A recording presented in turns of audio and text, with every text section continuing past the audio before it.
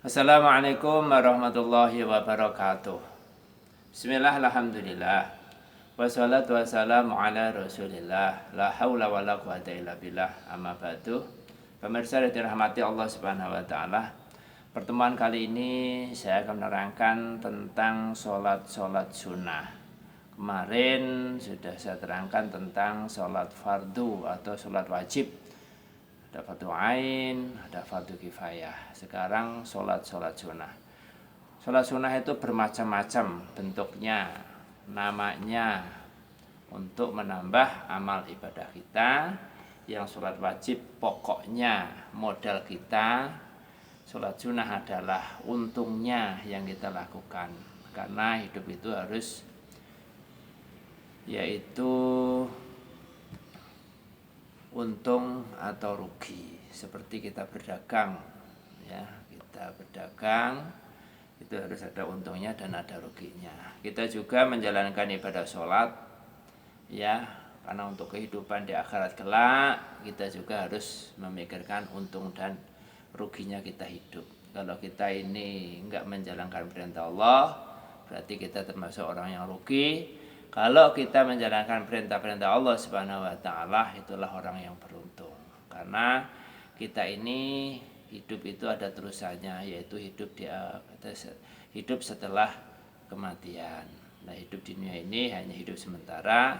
Nanti kalau di akhirat ada hidup selamanya. Supaya kita enggak rugi, maka harus ada untungnya. Di samping kita menjalankan sholat wajib 5 waktu, kita juga harus menjalankan, jangan sampai kita tinggalkan, yaitu sholat sunnah. Untuk apa? Untuk keuntungan kita nanti di akhirat, supaya kita nggak merugi. Pemirsa yang dirahmati Allah Subhanahu wa taala, sholat sunnah yang pertama adalah sholat lisukril wudhu. Nah, kita setelah wudhu disunahkan untuk sholat sunnah 2 rakaat.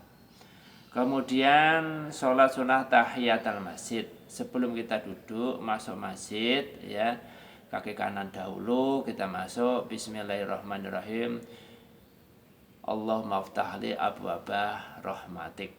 Nanti keluar masjid, Allahumma aftahli abwaba fadlik. Nah, ini setelah masuk masjid kita dianjurkan untuk sholat tahiyatul masjid 2 rakaat sebelum duduk.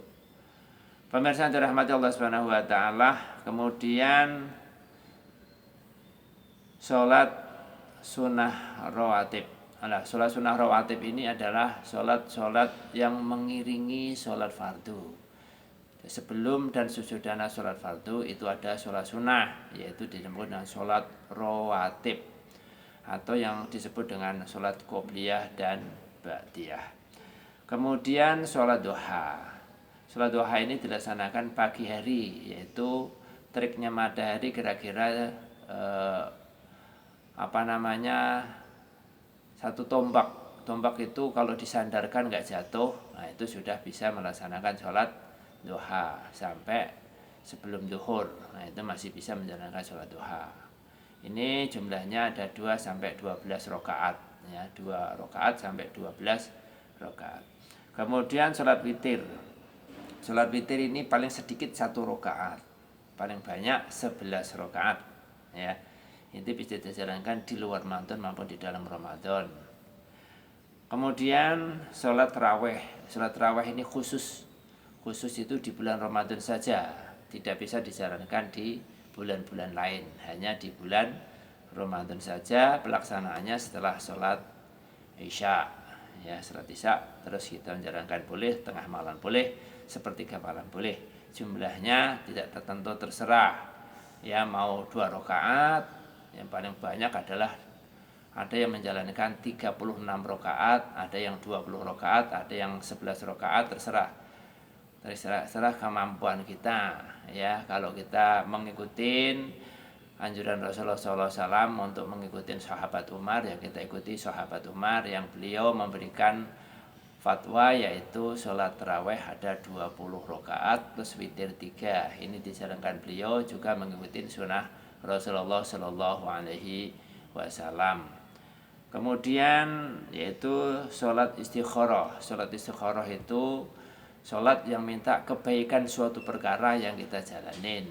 Misalnya kita mau ada keraguan, ya misalnya nyari jodoh atau nyari menantu atau nyari pekerjaan, kita ada keraguan, silakan untuk sholat istikharah. Kemudian sholat hajat. Sholat hajat itu adalah apabila kita keperluan mempunyai hajat yang sangat penting, kita dianjurkan untuk sholat 2 rakaat supaya apa? Hajat kita mendapat atau dikabulkan oleh Allah Subhanahu wa taala. Kemudian sholat tasbih. Nah, sholat tasbih ini juga dianjurkan.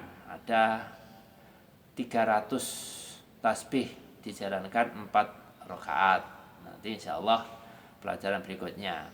Sholat tahajud berikutnya adalah sholat tahajud. Sholat tahajud itu dijalankan setelah kita tidur malam. Ya, tidur walaupun sejenak atau ngantuk atau apa, yang penting kita tidur, ya itu boleh baru bisa menjalankan sholat tahajud, yaitu sholat malam. Sholat Idul Fitri itu sholat sunnah Idul Fitri itu dijalankan 1 tahun sekali, ya setelah puasa 1 bulan penuh itu ada sholat Idul Fitri. Kemudian ada juga yang namanya sholat Idul Adha, ya hari kurban, ya itu dijalankan ketika kita orang-orang pada naik haji, ya yaitu disunahkan untuk sholat sunnah, yaitu sholat sunnah Idul Adha. Ini pun jatuhnya setahun sekali, yaitu jumlahnya 2 rakaat. Nah, bedanya sholat Idul Fitri dan sholat Idul Adha itu adalah dijalankan sebelum, yaitu khotib, ya sebelum khotib kita sholat sunnah yaitu Idul Adha. Boleh dijalankan sendiri juga boleh, ya kemudian yang bagus ya kita harus mendengarkan khotib, ya syarat-syaratnya, ya kalau sholat Jum'ah wajib, yaitu seminggu sekali kita jalankan, kita melakukannya sesudah khotib, ya sesudah khutbah kita baru sholat Jum'ah. Tapi kalau Idul Fitri sebelum khotib, ya sebelum khotib naik mimbar kita sholat sunnah 2 rakaat, kemudian setelah selesai baru ada khotib. Kemudian sholat yaitu sholat gerhana. Nah, sholat gerhana ini bila mana ada gerhana matahari maupun gerhana rembulan, ini juga caranya harus tahu, karena memang sholat gerhana itu berbeda dengan sholat yang lain.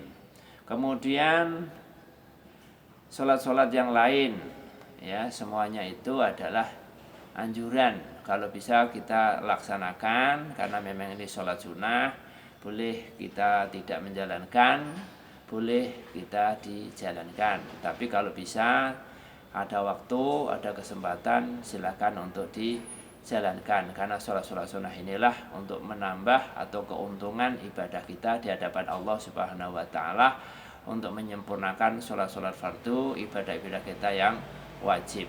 Untuk itu pemirsa yang dirahmati Allah Subhanahu wa taala, demikian yang dapat saya sampaikan, mudah-mudahan bermanfaat. Nanti satu persatu insyaallah bagaimana sholat gerhana, bagaimana sholat tasbih. Nah, ini harus kita mengetahui karena memang ada tata caranya untuk menjalankannya. Maka dari itu pemirsa yang dirahmati Allah wa taala, ya kita sedikit sama-sama untuk menghaji atau mendalami ilmu. Jangan lupa di subscribe, live, supaya kita tahu berapa sih jumlah sholat sunnah itu, supaya kita tahu. Mari kita ngaji bersama, mudah-mudahan bermanfaat fid dini wa dunya hatal akhirah, amin ya rabbal alamin. Usiku wa nafsi bitaqwallah. Wassalamualaikum warahmatullahi wabarakatuh.